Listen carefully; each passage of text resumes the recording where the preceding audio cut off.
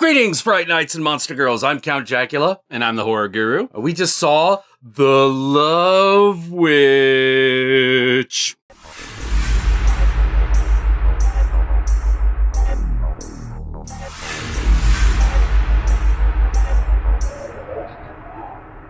This was a movie that I went in not quite knowing what to expect. Oh, no, me neither. I've heard a lot of really great things about it, but it also fell into that category that it wasn't that the trailer didn't tell me that it was going to be an interesting movie. It's that every time a movie comes out and it's like blown out of proportion as some gigantic feminist statement. Oh, yeah. There's a part of me that kind of cringes and goes like, is this going to be another Felt?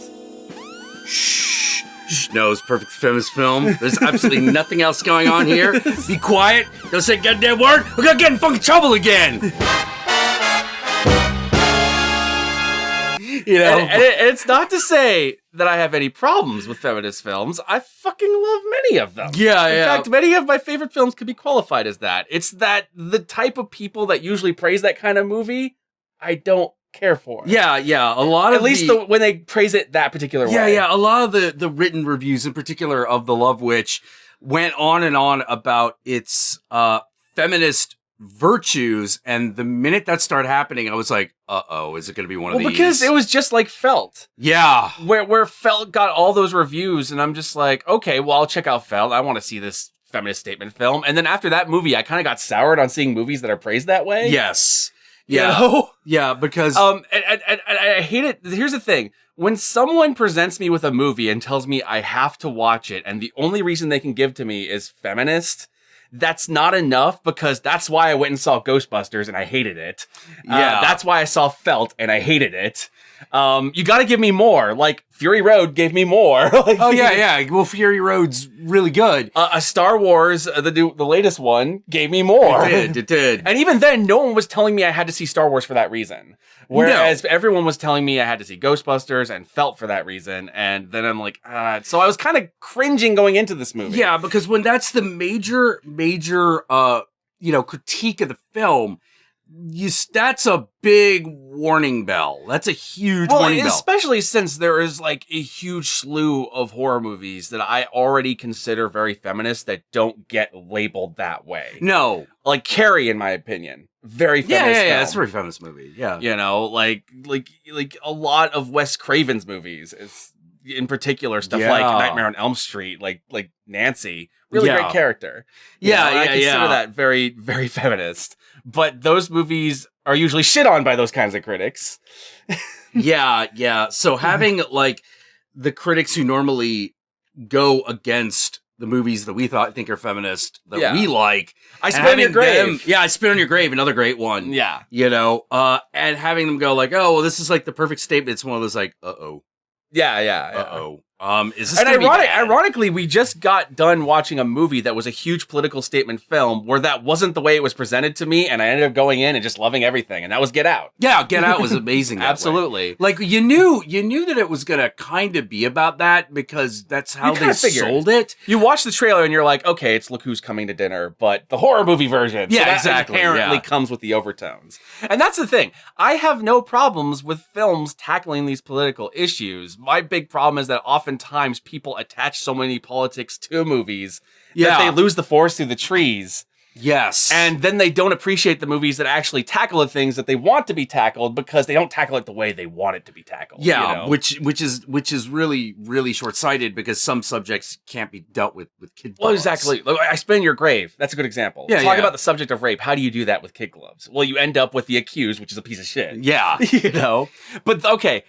But with all that, like, ranting out of the way, like, I love this movie. Yeah, it's a good movie. Like, one of the things that I noticed immediately from watching the movie that is kind of absent in most of the reviews I was reading is that they don't really bring up the movie's sense of humor as much. No, they don't. The movie has a very dry sense of humor. It feels a lot like it's basically like Black Dynamite, but with 60s and 70s witch movies. Pretty much. It's very much that kind of homage. Whereas I was kind of expecting going in and getting like House of the Devil, but like in the 60s. Yeah. Like that kind of thing, which was way more serious. This movie is way more tongue-in-cheek, clearly. Oh, super tongue-in-cheek, yeah. And I kind of liked it. And they do a really great job of recreating the 60s look and feel for the most part. Yeah, it reminded me a lot of Lost Skeleton of Cadavra that way. Because they just completely That's actually a indulged great in... comparison. Great comparison. Because even the dialogue is written, you know, in that very stilted 60s way where I am explaining something to you that we, you know, need to fit into the movie for a political statement because we're all hippie and shit.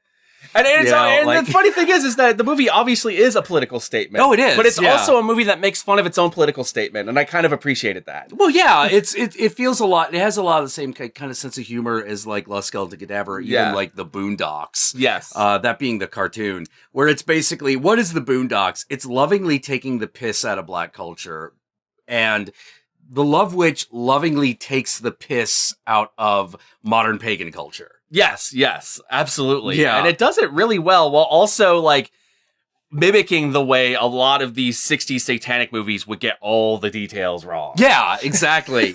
It's like some things are right, a lot of things are wrong, most of the context is completely absent. Yes, you know? yes. And I love the way they recreated like the kind of 60s stilted dialogue feeling. They did it really well and they made it feel natural. It didn't feel forced. Yeah. The director, Anna Biller, who basically wrote, directed, and edited the movie, did a really good job of choosing the shots that perfectly didn't quite match. Yes. Like, I really appreciated that. The one weakness that the movie has is every time it does an exterior shot, you're painfully aware that it's not the 60s outside. Because the movie is not a period piece. It's set in the modern day. It's just recreating the 60s look. Now, the problem is that it does such a good job of creating the 60s look, especially when we're inside any location, that when you cut outside and you see like a modern Subaru or something, the minute it immediately pulls you out. Yeah, the minute it does something that's not 60s, you're like, oh, like your brain does a whiplash. Thankfully, it only happens a couple times in the movie because, like most 60s movies, it takes place on these sets.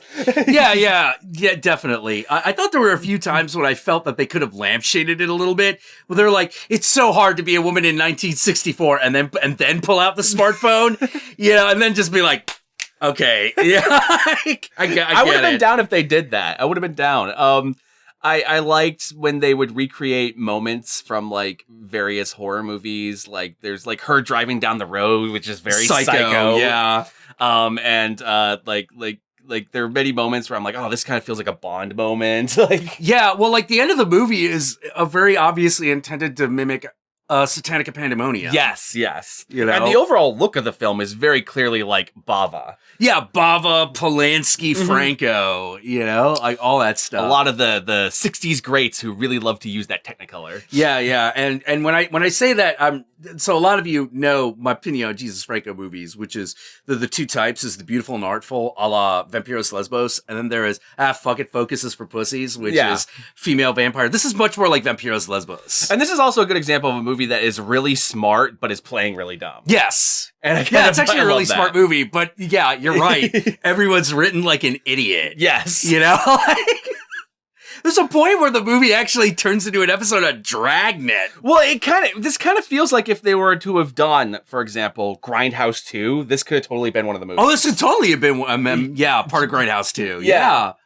Absolutely. It's so... Man, I'm just like grinning the entire film because like I loved the look of it. All the acting was great. And the acting is perfectly awful. The main character is a very interesting take on the femme fatale. She's very much the femme fatale, but like instead of like her being like the person who just uses people because she doesn't need them and just to get what she wants is love. Yeah. And she wants their love. And I kind of like that twist of it. Yeah. The twist is she just wants to be loved. The problem is she's so fucking selfish. She doesn't understand what it is she's actually searching for. Yes. But she keeps espousing and talking about it like she knows what she's talking about. But as you put together her whole philosophy, you're like, actually, this does not hang together at all. And I think that's something a lot of people missed, which is her whole understanding of love is completely fucking skewed because that actually, we might be getting into spoiler territory. Let's not go into spoilers just there yet. But one of the things I actually really liked about the movie is that, like we said earlier, this movie has been praised as a huge feminist statement film, and that made me go, whatever. But when I started watching the movie, I realized something very quickly, is that unlike Felt, this movie is a little more even-keeled in the battle of the sexes. Oh, it is. Absolutely. Yes. It actually has a lot to say about women and men.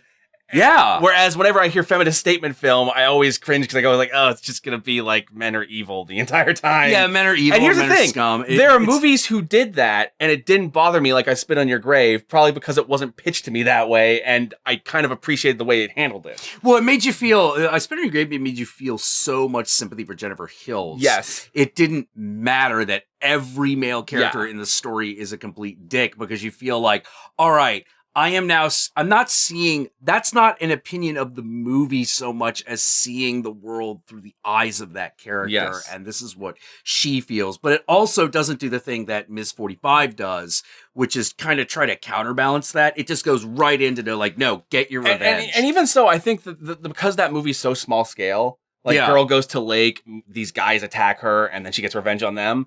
There's not like a feeling of like all men are evil in this universe. Yeah. There's just a feeling. Yeah, it's just these dudes, you know. Whereas you watch Felt and you get this feeling like, oh, like just all men are just awful. Like it's like they're evil, either awful or they are like, you know, pussy whipped, feel good Berkeley-ites who will let you cut their dick off. Yes. God, I'm sorry. I have strong feelings about the movie Felt, and I just.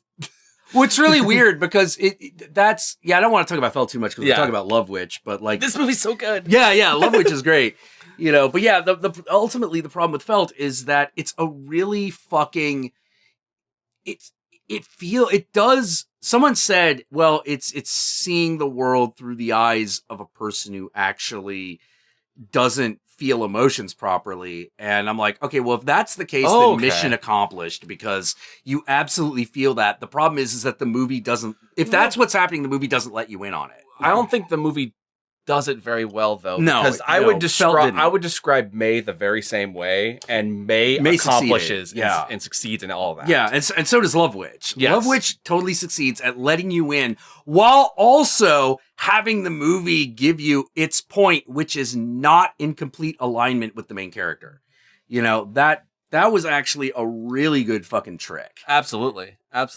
You know, and it also did it while also essentially being a 60s satanic movie. Yeah, 60s satanic movie, but it says Satanism, it's Wicca. Yes. You know, which and instead of like evil and hate and stuff like that, it's love. Yeah, it's love. Yeah. I was like, that was a good twist. Some of the things, God, there are even some moments where I'm like, holy shit. You did this like a Herschel Gordon Lewis movie. Yeah, all the bits in the burlesque strip scenes. club. Those felt like straight out of Gore Girl. Yeah, it really did. And I'm just sitting there like, wow, right down to like the one guy at like the end of the fucking bar who just looks like fucking weird and ugly. Like this guy should never be in a movie ever. You know, but and they even did a good job of recreating those scenes from like 60s movies where they didn't have much of a budget and they didn't trust the audience to understand the concepts. So they would sit there and have these characters just explain the entirety of what's going on. Yeah. And like just tell you what the movie's about. Crazy detail. Yeah, super on the nose. It's super on the nose, but I love that they did it while also juxtaposing, because they did it in this burlesque scene and they're juxtaposing it with like this girl who's doing all this topless dancing shit. Yeah. And so it's like, it's just hilarious the way it's cut together. Well, yeah, it is, because like they're talking about like the beauty and, you know, the power of femininity, and it's just a stripper like fucking twirling your tits around. And the like, funny thing about wildly. As funny as it is, you're also sitting there going like, well, they're not wrong. She does hold a lot of power there. Yeah. They're not wrong, but we're gonna purposefully use the most ridiculous example that is still technically true, you know, in order to make this point that you got a point. It's a little ridiculous that we're making this point this way, and that's the joke. And it also makes like a really good point about men and emotions. I thought that was really good. I thought that was really good. You know, made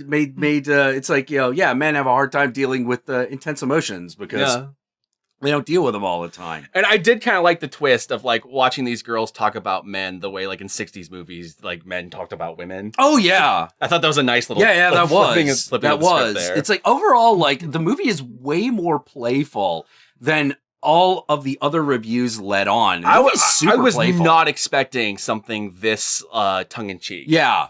And I was also like, I was just bracing myself for just like, oh great, I'm just gonna get berated for the rest of this movie. Yeah. Because like the funny thing was, is you read the reviews, and even just looking at the trailer, you find yourself going, is the trailer a lie? The because thing is, the reviews and the trailer don't match up. The trailer sold me on the idea of like, oh, okay, we're gonna do this nice twist on the 60s satanic women movies. Yeah. You know, like stuff like Satanical Pandemonium, you know? And I'm like, okay, I'll totally watch that. Yeah, that sounds like a good time. I'll totally watch that. But like the reviews all described it as just this super boring, pretentious thing.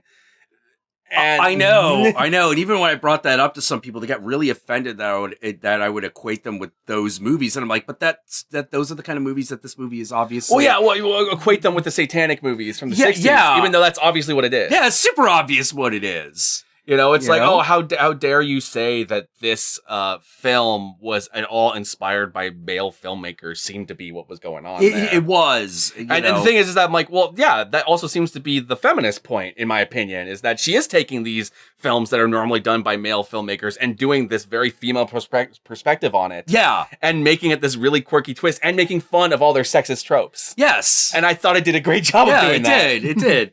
You know, the only really bad things I could say about the movie is you could tell when the movie reaches the end of what it can actually do on the budget, and there are a couple moments like that. Yeah, like everyone who's working on the movie obviously knows what they're doing, but it's obviously a very small production, and so there are times when you can see the edge of you're like, oh, if you just had like a little bit more cash and a couple more people, like that, completely those flaws would disappear immediately. But that's this, which is the same criticism that I had of Dead Hooker in a Trunk, and with the same caveat, which is that's a flaw that's not actually a flaw. That just means another good example of the kind of film that I consider feminist, that a whole lot of people go, Dead Hooker in a Trunk is feminist. Oh, I'm like, well, yeah, it totally is. Have you seen it? It totally is, but it's basically, how to put it, it's a feminist movie that's basically all about like a dead hooker. Yes. You know, that was the whole joke. That was the whole point. Oh, the Social Sisters. I love those two. Yeah. They're great. Those two are precious. Love them. So yeah, I think we might as well just start getting into the spoilers. Yeah, let's just get into the spoilers.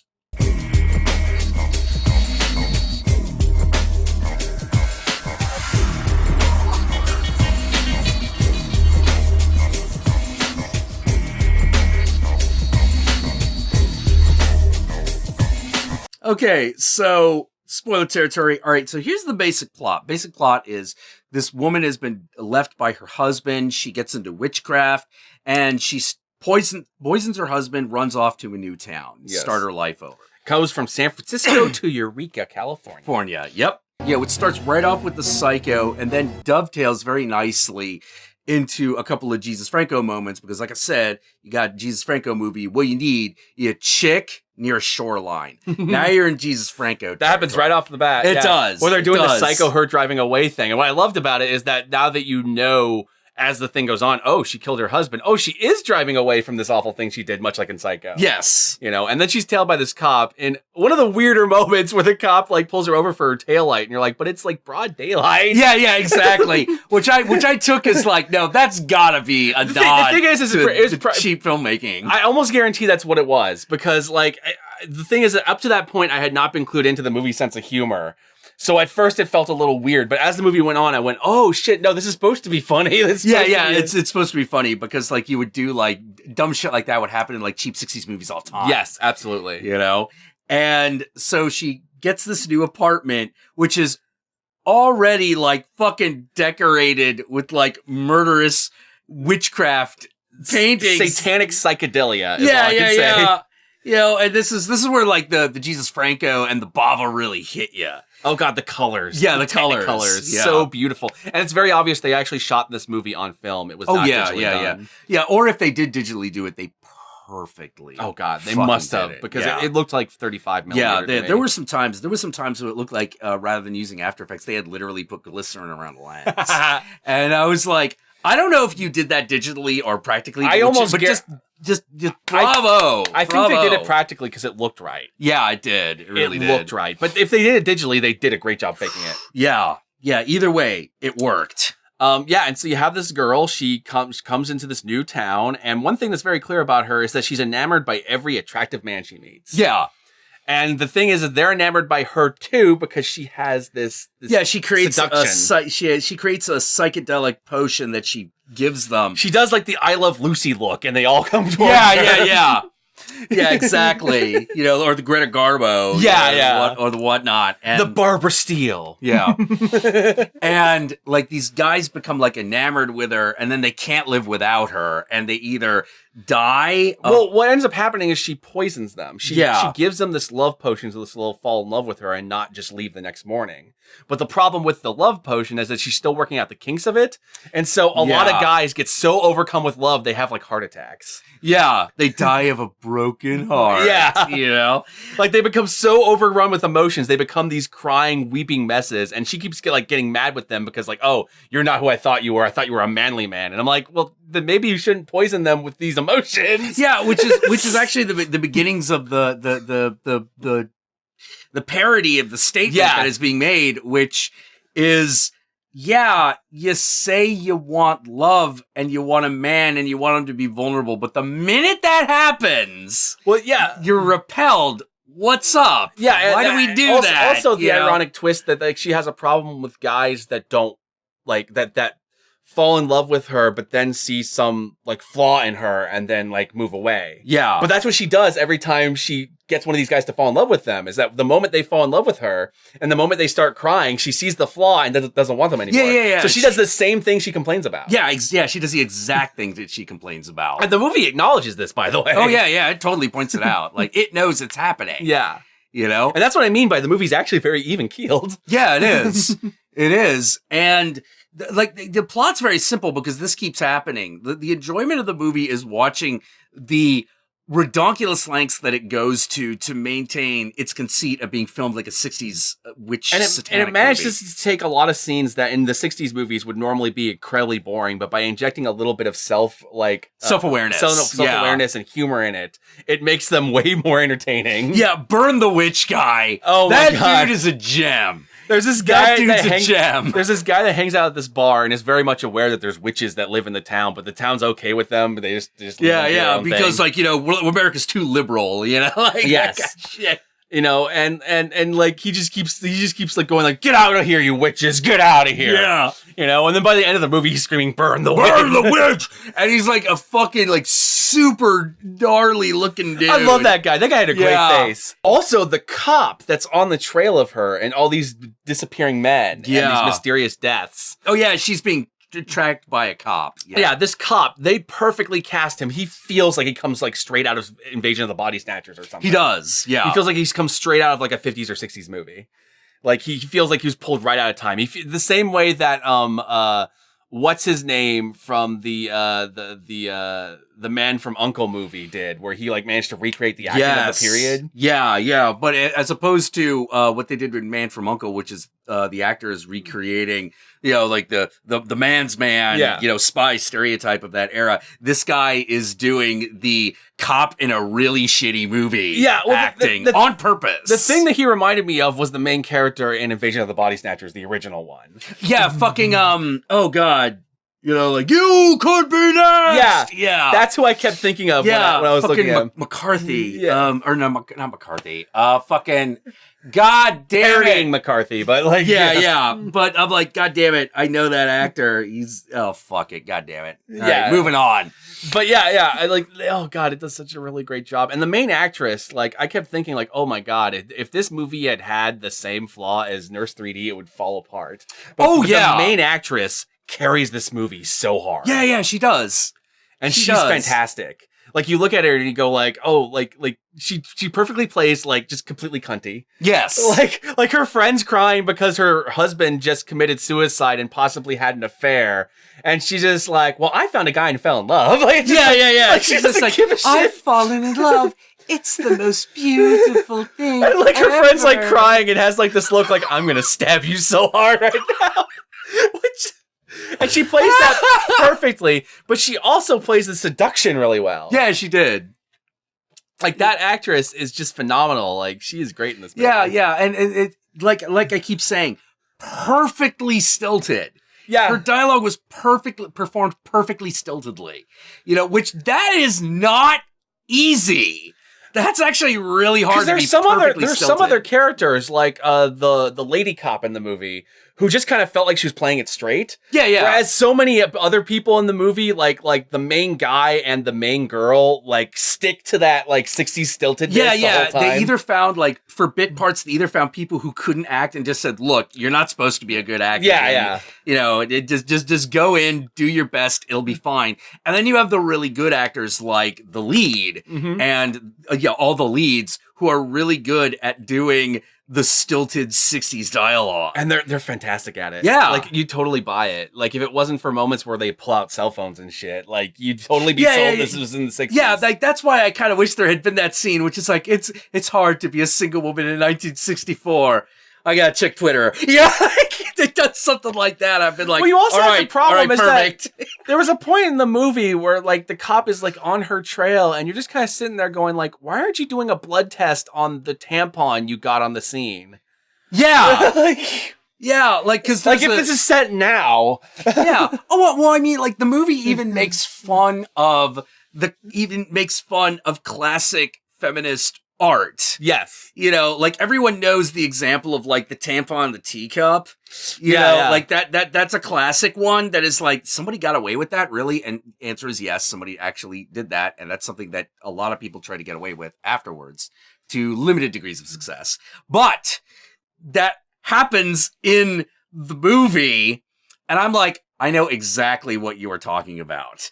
You know, because she's not only making fun of the tampon and teacup, she's also making fun of the modern art piece, which was Piss Christ. Yes. You know, and I'm like, oh my God. The movie has a pissing scene, by the way. Like, oh yeah, there's a couple scenes. There's a scene where she takes out the tampon. Yep. Which was the kind of scene you would never get in a 60s movie. Oh yeah, that'd been way too far in the 60s. You know, and a scene with her pissing into a glass. Yeah, which also would have been way too far. Way too far. Like the fucking Hitchcock got in trouble for showing a toilet. Yeah. Yeah. You know, he had to push the boundaries of us being able to show a toilet. So if you ever want to know why we have a problem with censorship and shit like that, there used to be a point where you couldn't show a goddamn toilet. Now we're at a point where you can actually show a girl putting a bloody tampon in a fucking cup. Yeah. That is beautiful. Yeah, you still gotta do it independently. And like, here's where I kind of like, I'm at war with myself, where I'm like, if they had a little more resources, but I'm also like, yeah, but if they had also had the oversight, would she have been able to go that far? Mm-hmm. And that's a big question. Well, how far are we talking here? Well, like the pissing scene. Oh, yeah. With her pissing in the jar. Yeah. You know, I don't know if she would have been able to get away with that if there had been like more people involved. Oh, maybe not. No. Yeah. If there was more people on the oversight, probably not. Yeah. No. You know, but the minute that happened, I'm like, that was great. Yeah. That was great. And that's a good example of a moment that I feel is like a super like intentional feminist statement by just having a girl piss on the screen. Yeah, exactly. I thought that was great. Like that's John Waters levels of we're doing this. Yeah, it's the makers of Felt. Watch this movie. Take notes 100 times. Yeah. This movie's great. Yeah, totally. God, like, okay, what else can we talk about? What else did we miss? All the guys that she seduces, like, they so brilliantly overplay their cries. Oh God, yeah. And it's magnificent. They cry like a woman would in a 60s movie. Yes. And I loved it. Yeah. That was obviously the whole idea. Yeah. You know, like, all right, you see this, you see the scene where Mia Farrow's like fucking losing her shit, Rosemary's Baby. Do that. Yes. Do that. Because you're so in love and you just can't handle it. You're overcome with feels. Yeah, the feels is too much, man. And those actors do a fantastic job of that. I also really love that scene where the woman walks in on her wife having committed suicide, and while it is an emotional moment, I love that they do the oversell of it, of like her screaming and like the camera going into her mouth. Yeah. You know, like you know, just like the shot in Psycho when the curtain actually comes there's also by. a moment when like she starts uncovering that, oh shit, the woman that my husband had an affair with is this witch. Yeah. And like the Psycho theme starts playing, or at least something that's a facsimile of it. Yeah. A little bit like ting, ting. Yeah, you're getting that rink, rink, rink. And I'm like, oh man, nice. Yeah. But like, and I liked how that shot in particular was filmed like Blood and Black Lace. Yes. You know, there's a lot of Blood and Black Lace in this movie. There is. Especially in like the color red that they use like so often. Yeah. But one of the details that I kind of like is that there is this kind of, I don't know what to call it. There's this running theme about love and the Love Witch herself, because it gets really weird near the end where it has like the Satanic and Pandemonium kind of ending where she's kind of falling into delusion and having like a dream about what's going on, but that's not what's going on. Mm-hmm. And where she kind of realizes the position she's gotten herself into, because at the end she realizes she's not in love with men, she's in love with death. Oh. And at the... See, I thought it was maybe that she was in love with the idea of the prince. She is in love with the idea of the prince, but who she's been courting the entire time is death. Death itself. That makes sense, because only in death is she getting the love. Exactly. That she wanted. Yeah, but at the end, what happens? Death rejects her. Yes. Because she actually is like an evil, heartless person. Mm-hmm. She can't have love because she has no love to give. All right, I hadn't considered that. That's interesting. Yeah, that makes a lot of sense. Makes a lot of sense. Yeah, and I was like, because I was watching it, and I was like, because I had that same thing with like Satanic and Pandemonium, where I'm like, what the fuck? And then as soon as the credits start rolling, I was like, oh, okay, got it. I get what this was about. You know, at least that was my interpretation of the end of Love Witch. Like that's what's going on. That's a reasonable interpretation. I just for whatever reason, for me, I just assumed on my initial watch, obviously I could watch it again, was the idea of the prince, and that there is like, much like men put the women up on these pedestals. Yes. Yeah. But that's her fantasy of what's happening. That's not what's really going on. Yeah. You know, and she can't come to terms with that dichotomy, and that's what causes her to just completely descend into murderous madness. So in the end, we really like The Love Witch. Thumbs up. Should be coming out on Blu-ray today, so check it out. You know, watch the movie however you're gonna get it, you know. But support independent filmmaking and buy a Blu-ray or DVD, and we'll check y'all later.